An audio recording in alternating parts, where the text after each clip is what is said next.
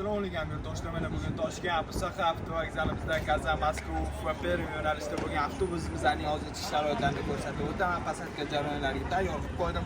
Bizning manzilimiz Toshkent Busaqa masjididan tepaga ko'tarilib yurganinglarda Toshkent Busaqa avtovokzali bizning kuzatuvlarimiz bor. 9-kassa bizning kassamiz bo'ladi. Avtobus kassalarimiz kelsangiz chiqish sharoitlarini ko'rsatib o'tamiz.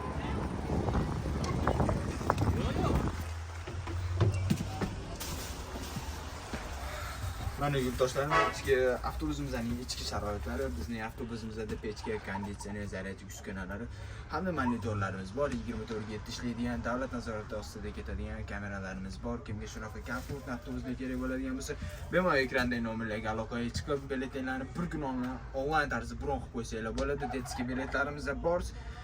Kelishilgan narxlarda oilaviy hammaga sharoitlarimiz yaxshi.